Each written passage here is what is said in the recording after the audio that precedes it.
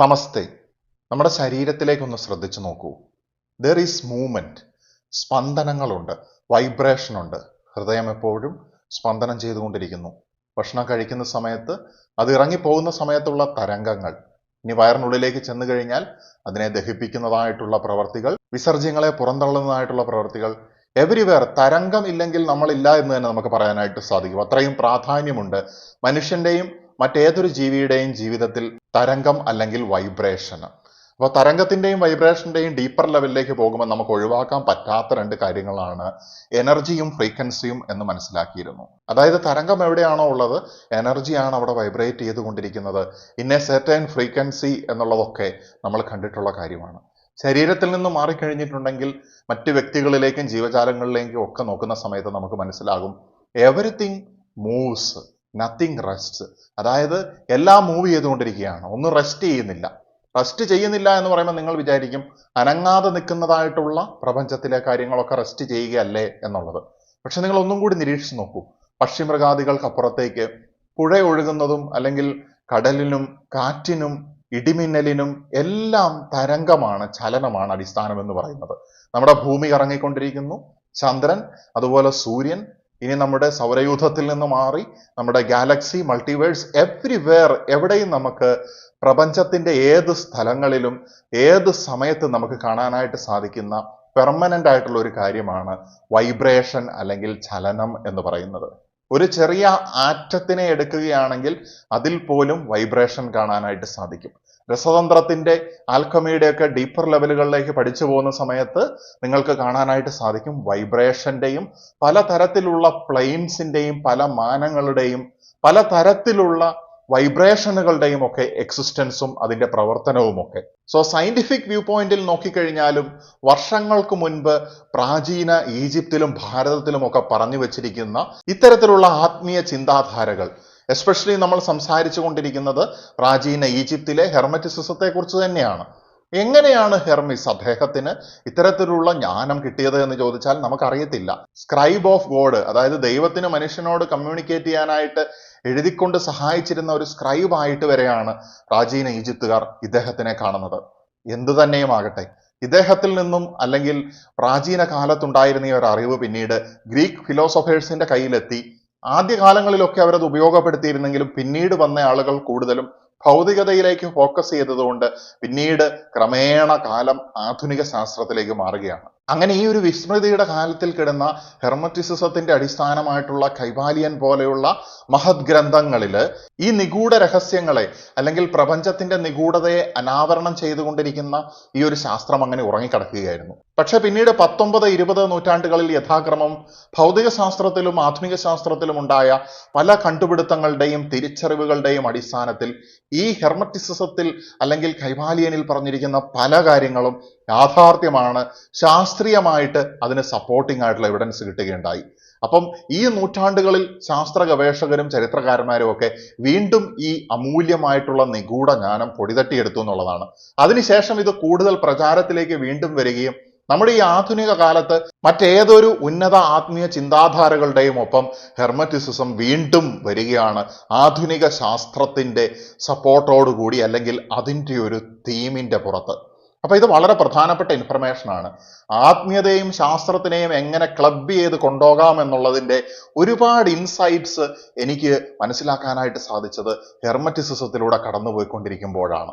Nothing rest, everything moves, everything vibrates എന്ന് പറയുന്ന സമയത്ത് from the atom to the multiverse അല്ലെങ്കിൽ അതിനപ്പുറത്തേക്കുള്ള തലങ്ങളിലും ചലനമാണ് അവിടെ നായകനായിട്ട് നിൽക്കുന്നത് എന്നുണ്ടെങ്കിൽ, ഇഫ് ദർ ഈസ് വൈബ്രേഷൻ, ഞാൻ മുൻപ് പറഞ്ഞിട്ടുള്ളതുപോലെ there will be energy and frequency. നമുക്ക് ചില സമയങ്ങളിൽ പ്രീ കൊഗ്നേഷൻ ഉണ്ടാകാറുണ്ട്. നടക്കാൻ പോകുന്ന ചില കാര്യങ്ങളെക്കുറിച്ചൊക്കെ നമുക്ക് മുൻകൂട്ടി അറിവുകൾ ലഭിക്കാറുണ്ട്. ചിലപ്പോൾ നമ്മൾ അതിനനുസരിച്ച് പ്രവർത്തിക്കുകയും ചെയ്യും. നമ്മൾക്ക് വിശ്വാസമില്ലെങ്കിൽ ചിലപ്പോൾ അത് മനസ്സിന്റെ തോന്നലാണെന്നുള്ള രീതിയിൽ തള്ളിക്കളയാറുമുണ്ട്. അതുപോലെ തന്നെ പ്രീമൊണിഷൻസ് ഉണ്ടാകാറുണ്ട്. എന്ന് വെച്ച് കഴിഞ്ഞിട്ടുണ്ടെങ്കിൽ പ്രീ കൊഗ്നീഷൻ എപ്പോഴും നടക്കാൻ പോകുന്ന കാര്യങ്ങളെക്കുറിച്ച് ഇൻസൈറ്റ്സ് തരുന്ന സമയത്ത് മോസ്റ്റ് ഓഫ് ദം ന്യൂട്രലോ പോസിറ്റീവോ ആയിരിക്കും. എന്നാൽ പ്രീമൊണിഷനിലേക്ക് വരുന്ന സമയത്ത് നെഗറ്റീവായിട്ടുള്ള കാര്യങ്ങളെക്കുറിച്ചിട്ടുള്ള ഒരു ഉൾബോധം നമുക്ക് നേരത്തെ ലഭിക്കുകയാണ്.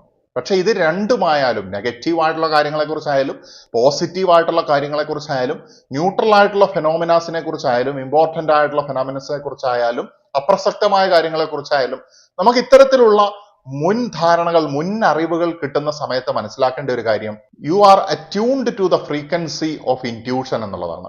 എന്ന് വെച്ച് കഴിഞ്ഞാൽ നമ്മുടെ ഉള്ളിലെ അന്തർജ്ഞാനത്തിനെ കേൾക്കുവാനുള്ള ആ തരംഗങ്ങളുടെ, ആ ഫ്രീക്വൻസിയുടെ, ആ എനർജിയുടെ റൂട്ടുമായിട്ട് നമ്മൾ ട്യൂണായിട്ട് കിടക്കുകയാണ് എന്നുള്ളതാണ്. അപ്പോൾ ഇത് സംഭവിക്കുന്നത് നിങ്ങളുടെ ഇൻറ്റ്യൂഷൻ ഫൈൻ ട്യൂണായിട്ട് വർക്ക് ചെയ്യുന്ന സമയത്താണ് എന്ന് പറയുന്ന സമയത്ത് നിങ്ങളുടെ മനസ്സിൽ അടുത്ത ചോദ്യം ഉണ്ടായിട്ടുണ്ടായിരിക്കും, എന്തുകൊണ്ട് ഇങ്ങനെ സംഭവിക്കുന്നു എന്നുള്ളത്. അതിന്റെ ഒന്നാമത്തെ ഉത്തരം നേരത്തെ സൂചിപ്പിച്ച കാര്യം തന്നെയാണ്. എവരിതിങ് വൈബ്രേറ്റ്സ്, വൈബ്രേഷൻ അല്ലെങ്കിൽ എനർജിയുടെ അടിസ്ഥാനത്തിൽ നടക്കുന്ന ഫ്രീക്വൻസി ബേസിലുള്ള ഈ ഫ്രീക്വൻസിയാണ് ഈ വൈബ്രേഷന് മീനിങ് കൊടുക്കുന്നത്, അല്ലെങ്കിൽ നമ്മളുടെ ഈ റലത്തിലേക്ക് നമുക്കതിനെ ഇന്റർപ്രറ്റ് ചെയ്യാനായിട്ടൊക്കെ സഹായിക്കുന്നത്. Anyway, everything vibrates from the atom to the largest celestial body എന്നുള്ളത് ആദ്യം മനസ്സിലാക്കുക. രണ്ടാമത്തെ കാര്യം എന്ന് പറയുന്നത്, പ്രപഞ്ചം ഇത്തരത്തിലുള്ള സ്വകാര്യങ്ങൾ പറയുന്നത് ആരോടാണ്?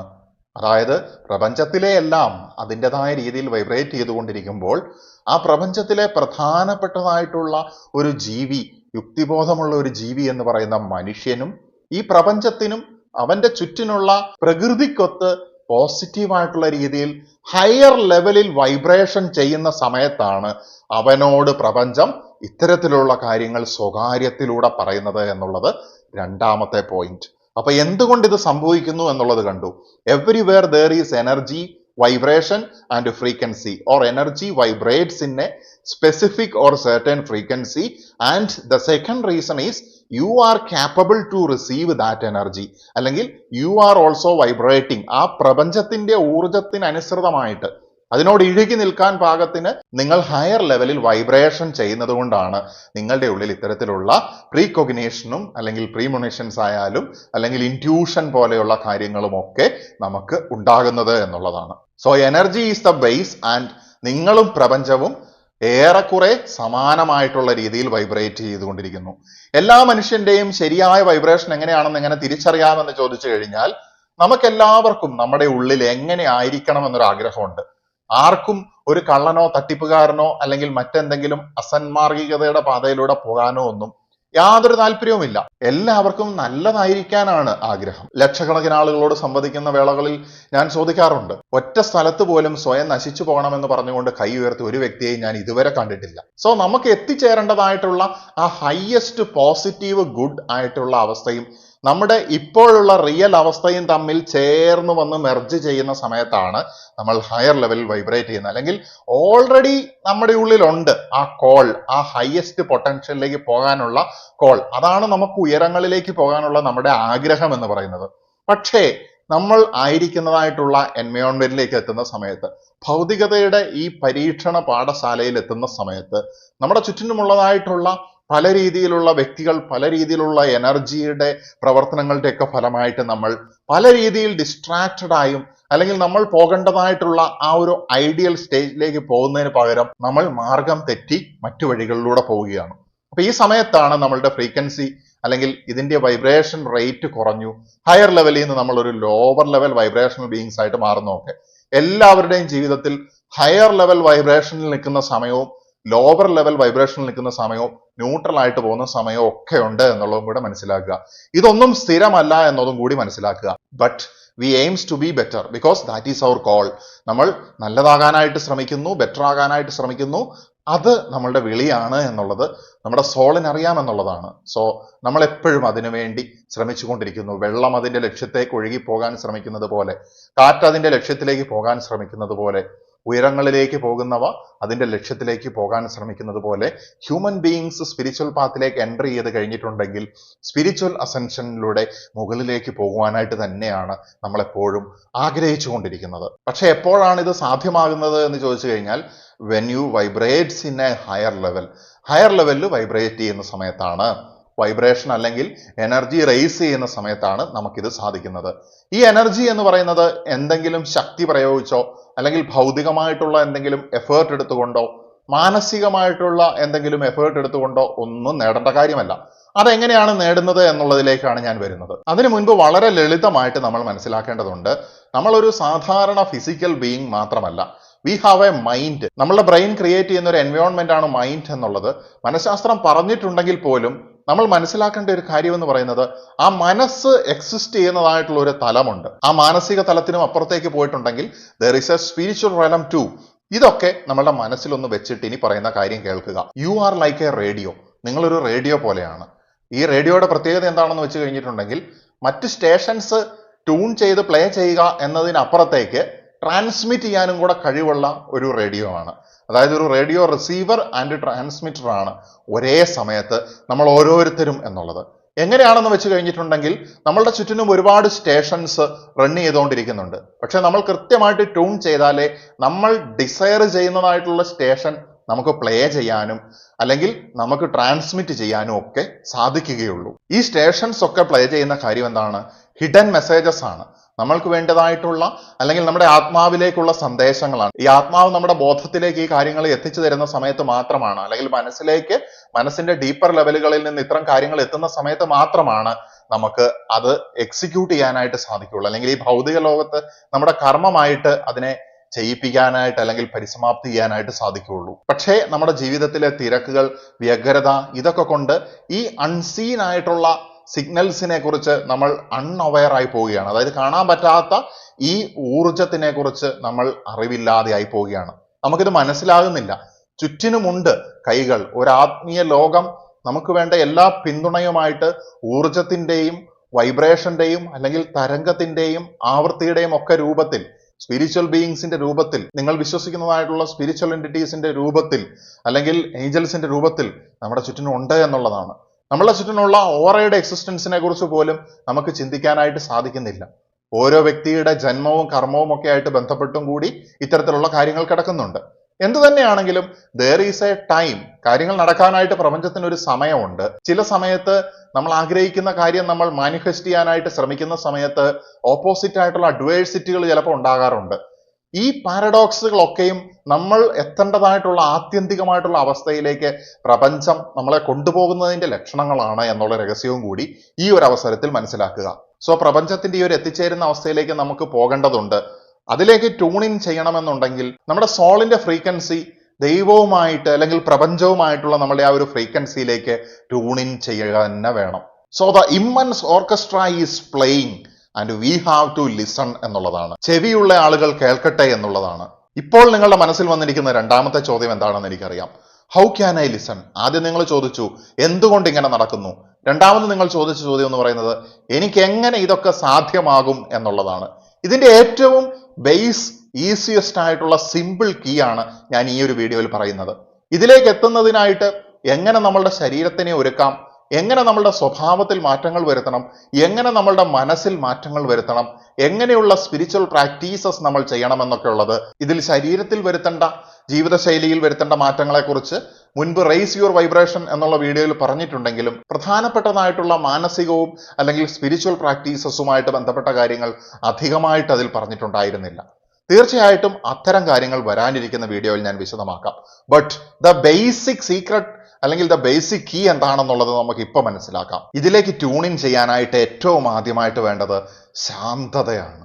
അതുകൊണ്ട് ശാന്തരാകുവിൻ എന്നുള്ളതാണ് ഒന്നാമത്തെ രഹസ്യം എന്ന് പറയുന്നത്. ശാന്തമാകുമ്പോൾ എങ്ങനെയാണ് വൈബ്രേഷൻ റേസ് ചെയ്യുന്നത്, ഹയർ വൈബ്രേഷൻ ഉണ്ടാകുന്നത്?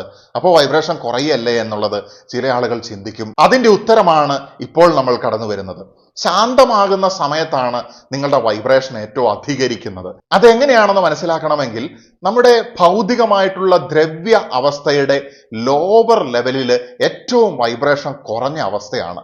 അല്ലെങ്കിൽ റോ ആൻഡ് റഫ് ആയിട്ടുള്ള ദ്രവ്യം ഫിസിക്കൽ റലത്തിൽ ആയിരിക്കുന്ന സമയത്ത് നമ്മളെ ഫിസിക്കൽ ആയിട്ടുള്ള കാര്യങ്ങളുടെ വൈബ്രേഷൻ റേറ്റ് എന്ന് പറയുന്നത് അതിൻ്റെ മുകളിലേക്ക് പോകുന്ന തലങ്ങളെ അപേക്ഷിച്ച് വളരെ കുറവാണ്.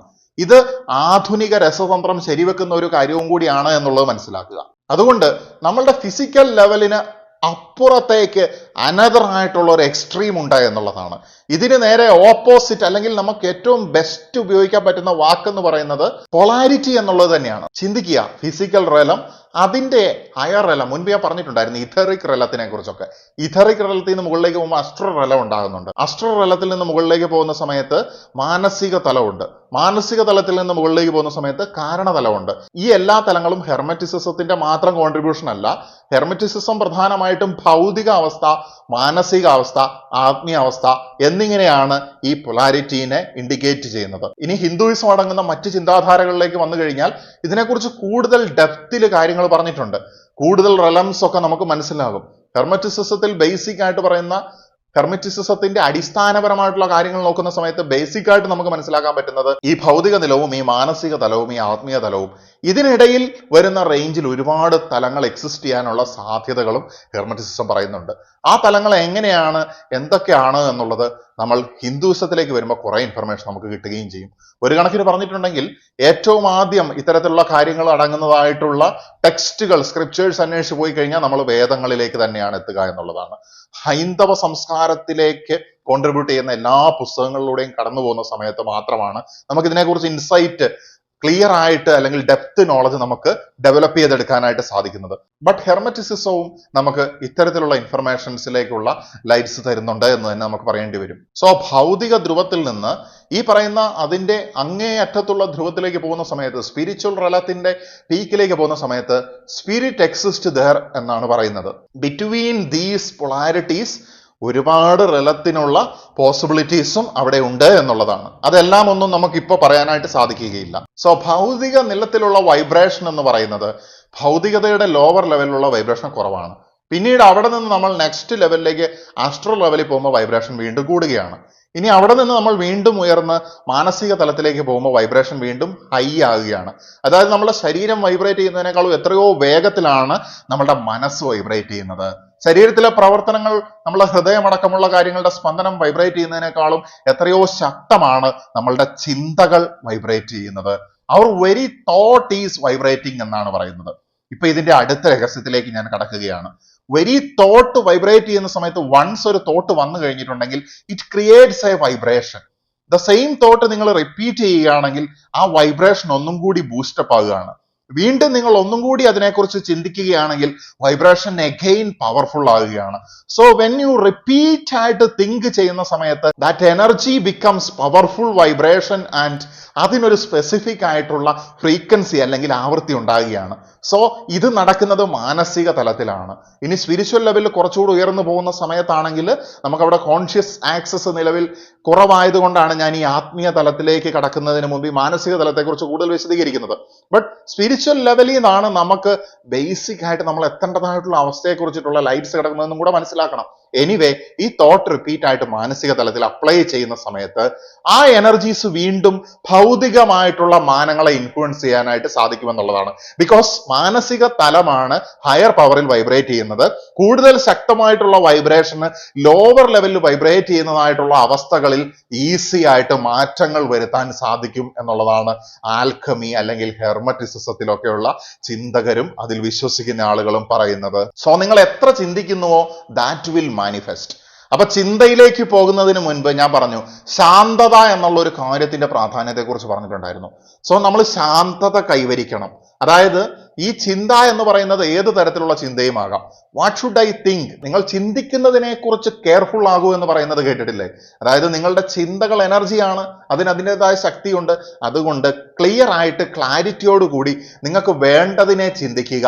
That will manifest to you. അപ്പൊ ചിന്തകൾ അത്രയും പരിശുദ്ധമായിട്ട് കൊണ്ടുവരേണ്ടതുണ്ട്. അതാണ് ജീസസ് ക്രൈസ്റ്റിനെ പോലെയുള്ള വ്യക്തിത്വങ്ങൾ നമ്മളോട് സന്ദേശങ്ങൾ നൽകി പറഞ്ഞിരിക്കുന്നത്. നിങ്ങളുടെ ഹൃദയം പോലും അത്രയും പരിശുദ്ധമായിരിക്കട്ടെ, ശിശുക്കളെ പോലെ പരിശുദ്ധമാകട്ടെ എന്നൊക്കെ പറയാനായിട്ടുള്ള കാരണം. സോ ആ ഒരു ഹൃദയം പരിശുദ്ധമാകുന്ന സമയത്ത് അവിടെ പരിശുദ്ധമായിട്ടുള്ള കാര്യങ്ങൾ, പോസിറ്റീവായിട്ടുള്ള കാര്യങ്ങളെ വരികയുള്ളൂ. നെഗറ്റീവായിട്ടുള്ള ചിന്തകൾ മാനിഫെസ്റ്റ് ആകുമോ എന്ന് ചോദിച്ചിട്ടുണ്ടെങ്കിൽ ഇറ്റ് മേ മാനിഫെസ്റ്റ് ടെമ്പററിലി. ചിലപ്പോൾ നമുക്ക് അതിന്റെ ഔട്ട്പുട്ടൊക്കെ കാണാൻ പറ്റിയെങ്കിലും ആത്യന്തികമായിട്ട് അത് ഉത്ഭവിപ്പിച്ച വ്യക്തി ആരാണോ അയാളിലേക്ക് തന്നെ ആ നെഗറ്റിവിറ്റീസ് തിരിച്ചെത്തും എന്നുള്ളതാണ്. സോ ഓൺലി പോസിറ്റീവ് ആയിട്ടുള്ള കാര്യങ്ങളെ മാത്രം അട്രാക്ട് ചെയ്യാനായിട്ട് ശ്രമിക്കുക. ഇനി ഒരു കാര്യവും കൂടി ഉണ്ട്. ഈ ചിന്ത എന്തിനാണ് ചെയ്യുന്നത്? ഈ ചിന്ത കൊണ്ട് മാത്രം നമ്മളിലേക്ക് കാര്യങ്ങൾ വരില്ല. ഇപ്പൊ ഫോർ എക്സാമ്പിൾ ഞാൻ ചിന്തിക്കുന്ന സമയത്ത് എന്റെ ലിമിറ്റഡ് ആയിട്ടുള്ള സാഹചര്യങ്ങൾക്ക് അപ്പുറത്തേക്ക് എനിക്ക് പണം വരണം എന്ന് ഞാൻ ചിന്തിക്കുകയാണ് എന്നുണ്ടെങ്കിൽ നമ്മളുടെ ബ്രെയിനിനെയും നമ്മളുടെ ശരീരത്തിനെയും നമ്മളുടെ ബോധ മനസ്സിനെയും ഒക്കെ ഇത് ആക്വയർ ചെയ്യാനായിട്ട് രൂപപ്പെടുത്തുന്നതിലേക്കാണ് ഈ എനർജീസ് വർക്കൗട്ട് ചെയ്യുക എന്നുള്ളത് മനസ്സിലാക്കുക. അല്ലാതെ എവിടെയെങ്കിലും ഇരിക്കുന്ന പണം എന്നിലേക്ക് ഒന്നും ചെയ്യാതിരിക്കുന്ന എന്നിലേക്ക് എത്തിപ്പെടും എന്ന് ഒരിക്കലും വിചാരിക്കരുത്. പല ആളുകൾക്കും ഇത്തരത്തിലുള്ള ചിന്തകളിലൂടെ കടന്നു പോകുന്ന സമയത്ത് സംഭവിക്കുന്ന ഒരു തെറ്റാണത്. ശാന്തത എന്ന് പറയുന്നത് ജീവിതത്തിൽ ഉടനീളം കൈവരിക്കേണ്ട ഒരു കാര്യമാണ്. ശാന്തമായിട്ടിരിക്കുന്ന മനസ്സ് ഉണ്ടെങ്കിൽ മാത്രമേ നമുക്ക് ഇത്തരത്തിലുള്ള നല്ല ശക്തമായിട്ടുള്ള ചിന്തകളെ അവിടേക്ക് ഉൽപ്പാദിപ്പിക്കാനായിട്ട് സാധിക്കുകയുള്ളൂ. ആ ചിന്തകളാണ് നമ്മുടെ ഭൗതികതയിലേക്ക് പിന്നീട് പ്രതിഫലനമായിട്ട് തിരിച്ചു വരുന്നത്. ഇതാണ് ഇതിന്റെ രണ്ടാമത്തെ രഹസ്യം. ഒന്നാമത്തേത് ശാന്തത എന്ന് പറയുന്നതും രണ്ടാമത്തേത് ചിന്ത എന്ന് പറയുന്നതും. ഇപ്പോൾ ഇതിനെക്കുറിച്ചൊരു ഇൻസൈറ്റ് കിട്ടിയിട്ടുണ്ടായിരിക്കും. ഹെർമറ്റിസിസത്തിലെ ദ പ്രിൻസിപ്പിൾ ഓഫ് വൈബ്രേഷൻ മൂന്നാമത്തെ തത്വമാണ്, അല്ലെങ്കിൽ മൂന്നാമത്തെ നിയമമാണ്. ഈ നിയമം അനുസരിച്ചുകൊണ്ട് ദ്രവ്യത്തിന്റെ ഏറ്റവും താഴ്ന്ന അവസ്ഥ മുതൽ മനസ്സിന്റെയും ആത്മാവിന്റെയും തലങ്ങൾ വരെ വൈബ്രേറ്റ് ചെയ്യുന്നു. സോ ദിസ് വൈബ്രേഷൻ കൂടിക്കൂടിയാണ് ഉയർന്ന തലങ്ങളിലേക്ക് പോകുന്ന സമയത്ത് സംഭവിച്ചുകൊണ്ടിരിക്കുന്നത്. താഴ്ച ഉയർച്ച എന്നൊക്കെ പറയുന്നത് മനസ്സിലാക്കാൻ വേണ്ടിയാണ്. ഓരോ മാനങ്ങളും മറ്റൊന്നുമായിട്ട് ഇഴുകിച്ചേർന്നാണ് കിടക്കുന്നത് എന്നുള്ളതും കൂടി മനസ്സിലാക്കുക. നമ്മൾ ഈ ഭൗതികമായിട്ടുള്ള അവസ്ഥയിൽ ഇരിക്കുന്ന സമയത്ത് തന്നെ നമ്മളുടെ മനസ്സും ആത്മാവും ഒക്കെയുള്ള തലങ്ങൾ തമ്മിൽ നമ്മൾ ഒരുമിച്ചാണ് ആയിരിക്കുന്നത് എന്നുള്ളതും കൂടി മനസ്സിലാക്കുക. അതുപോലെ തന്നെ നമ്മുടെ അസ്ട്രൽ തലങ്ങൾ നമ്മുടെ ഓറ പോലെയുള്ള കാര്യങ്ങളിലൂടെ വെളിവാകുകയും ചെയ്യുന്നുണ്ട്. നമ്മൾ ഈ പറയുന്ന ഹെർമറ്റിസിസത്തിലെ ഓരോ പ്രിൻസിപ്പിളുകളും പ്രപഞ്ചത്തിൽ എവിടെയും ഏതു സമയത്തും ആപ്ലിക്കബിൾ ആകുന്ന ലോസ് ആണ്. ഒരു കണക്കിന് ഇത്തരത്തിലുള്ള കാര്യങ്ങളൊക്കെ വർഷങ്ങൾക്ക് മുൻപ് ഇവരെങ്ങനെ പറഞ്ഞു എന്ന് ചിന്തിച്ചു കഴിഞ്ഞാൽ നമുക്ക് വളരെയധികം അത്ഭുതം തോന്നും. ഈ ഒരു തത്വത്തിന്റെ അടിസ്ഥാനത്തിൽ നോക്കിക്കഴിഞ്ഞാൽ പ്രപഞ്ചത്തിലെ ദ്രവ്യം, ഊർജം, ചിന്ത, ആത്മാവ് തുടങ്ങിയവയൊക്കെ വേരിയസ് ആയിട്ടുള്ള ലെവൽസിൽ വൈബ്രേറ്റ് ചെയ്തുകൊണ്ടിരിക്കുന്നു. അല്ലെങ്കിൽ ഈ വൈബ്രേഷൻ എന്ന് പറയുന്ന സിംഗിൾ ഫെനോമിനയുടെ അടിസ്ഥാനത്തിൽ ഈ കാര്യങ്ങളെയൊക്കെ ഡിസ്ക്രൈബ് ചെയ്യാനായിട്ട് ഹെർമറ്റിസത്തിന് സാധിക്കുന്നു എന്നുള്ളതാണ് താത്വികമായിട്ടുള്ള ഇതിന്റെ ഒരു ശക്തി നമുക്ക് കാണാനായിട്ട് സാധിക്കുന്നത്. യുക്തിയിൽ അധിഷ്ഠിതമായിട്ടുള്ള ആത്മീയ അറിവുകളാണ് ഹെർമറ്റിസത്തിലൂടെ കടന്നു പോകുന്ന സമയത്ത് നമുക്ക് ലഭിച്ചുകൊണ്ടിരിക്കുന്നത്. സോ അവസാനമായിട്ട് നേരത്തെ പറഞ്ഞു നിർത്തിയിരുന്ന ചോദ്യത്തിന്റെ ഉത്തരവും കൂടി ഞാൻ പറയുകയാണ്. അതായത് ഭൗതികമായിട്ടുള്ള അവസ്ഥ സ്വസ്ഥമായിട്ടിരിക്കുന്നത് പോലെയും മാനസികമായിട്ടുള്ള അവസ്ഥ നമുക്ക് കാണാൻ പോലും പറ്റുന്നില്ലല്ലോ എന്നുള്ളത്. ഭൗതികമായിട്ടുള്ള താഴെ ലെവലിലുള്ള ദ്രവ്യം ലോവർ വൈബ്രേഷൻ ആയിരിക്കുന്ന സമയത്ത് മനസ്സും ആത്മീയ തലങ്ങളും ഉയർന്ന വൈബ്രേഷൻസിലായതുകൊണ്ടാണ് നമുക്കത് ഭൗതിക മാനത്തിൽ ദർശിക്കാനായിട്ട് സാധിക്കാത്തത്. നമ്മുടെ മുന്നിൽ കൂടെ എന്തെങ്കിലും ഒരു വസ്തു അതിവേഗത്തിൽ കടന്നു പോകുന്ന സമയത്ത് നമുക്കതിനെ ഭൗതികമായിട്ട് ദർശിക്കാൻ തന്നെ വിഷമമാണ്, അല്ലെങ്കിൽ നമ്മുടെ കണ്ണുകൾക്ക് അത് അപ്രാപ്യമായിട്ട് മാറുകയാണ്. ഇതുപോലെ തന്നെയാണ് മാനസിക തലവും ആത്മീയ തലവും ഒക്കെ ഹൈലി പവർഫുൾ ആയിട്ട് വൈബ്രേറ്റ് ചെയ്തുകൊണ്ടിരിക്കുന്നു. ഒരു ഫാൻ ഓഫ് ആയി കിടക്കുമ്പോൾ നമുക്കതിനെ ഭൗതികമായിട്ട് കാണാം. എന്നാൽ സ്വിച്ച് ഓൺ ചെയ്തതിന് ശേഷമുള്ള അതിന്റെ വേഗത ഓരോ ഘട്ടങ്ങളായി കൂടി വരുന്നത് പോലെയാണ് നമ്മൾ ഭൗതിക തലത്തിൽ നിന്നും മാനസിക തലത്തിലേക്കും ആത്മീയ തലത്തിന്റെ ഉയർച്ചകളിലേക്കും സഞ്ചരിക്കുന്നത്. ഫാനിന്റെ വേഗത കൂടുന്തോറും നമുക്ക് ആ ഫാനിന്റെ സ്വാഭാവിക അവസ്ഥയെ കാണുവാനായിട്ട് സാധിക്കുന്നില്ല. അതുപോലെ തന്നെ ഉയർന്ന തലങ്ങളിലേക്ക് സഞ്ചരിക്കും തോറും ഭൗതികമായിട്ടുള്ള നമ്മുടെ സെൻസസിന് അതിനെ ക്യാച്ച് ചെയ്യാനായിട്ടും സാധിക്കുന്നില്ല. ഹെർമറ്റിസിസത്തിലെ ദ പ്രിൻസിപ്പിൾ ഓഫ് മെന്റലിസത്തിനെ കുറിച്ച് പറഞ്ഞ സമയത്ത് പ്രപഞ്ചം മാനസികവും മനസ്സ് യാഥാർത്ഥ്യവുമാണ് എന്നുള്ളത് പറഞ്ഞിട്ടുണ്ടായിരുന്നു. ആ മനസ്സ് യാഥാർത്ഥ്യമാണ്, ബാക്കി നമ്മൾ പെർസീവ് ചെയ്തെടുക്കുന്ന കാര്യങ്ങൾ ഇല്യൂഷനാണ്, മായയാണ് എന്നുള്ളതാണ് ആൽബർട്ട് ഐൻസ്റ്റീൻ അടക്കമുള്ളവരും പ്രാചീന ഹിന്ദുയിസത്തിലേക്ക് പോയാൽ അവിടെയും ഒക്കെ പറഞ്ഞു വെച്ചിരിക്കുന്നത്. മായ എന്ന വാക്ക് ഭാരതത്തിൽ വളരെ പോപ്പുലർ ആണ്, നമ്മൾ എല്ലാവരും എപ്പോഴും കേൾക്കുന്നതുമാണ്. So reality is an illusion and what you think illusion is real എന്ന് പറഞ്ഞുകൊണ്ട് ഞാനിതിവിടെ അവസാനിപ്പിക്കുകയാണ്. ഹെർമറ്റിസിസത്തിന്റെ കൂടുതൽ ആഴത്തിലുള്ള കാര്യങ്ങൾ മനസ്സിലാക്കിയാലാണ് നമുക്കത് ജീവിതത്തിൽ വിജയകരമായിട്ട് അപ്ലൈ ചെയ്യാനായിട്ട് സാധിക്കുന്നത്. ഈ വീഡിയോയിൽ അടിസ്ഥാനപരമായിട്ടുള്ള ശാന്തതയും ചിന്തയുടെയും ശക്തിയെക്കുറിച്ചിട്ടാണ് പറഞ്ഞിട്ടുള്ളത്. സോ നമ്മൾ ശാന്തത കൈവരിക്കുമ്പോൾ നമ്മളുടെ വൈബ്രേഷൻ റൈസ് ചെയ്യുന്നു. നമ്മളുടെ ചിന്ത എങ്ങനെ ഉപയോഗപ്പെടുത്താം എന്നുള്ളതും നമ്മൾ ഇതിൽ കണ്ടു. ഇനി വരാനിരിക്കുന്ന വീഡിയോയിൽ നമ്മളുടെ ജീവിതത്തിൽ എന്ത് മാറ്റങ്ങൾ വരുത്തണം, നമ്മുടെ മനസ്സിൽ എന്ത് മാറ്റങ്ങൾ വരുത്തണം, ആത്മീയ തലത്തിൽ എന്തെല്ലാം കാര്യങ്ങൾ ചെയ്യണം എന്നുള്ളതും അതിനപ്പുറത്തേക്കുള്ള കാര്യങ്ങളും വിശദീകരിക്കാൻ സാധിക്കുമെന്ന് പ്രത്യാശിച്ചുകൊണ്ട് ഞാൻ നിർത്തുകയാണ്. നമസ്തേ.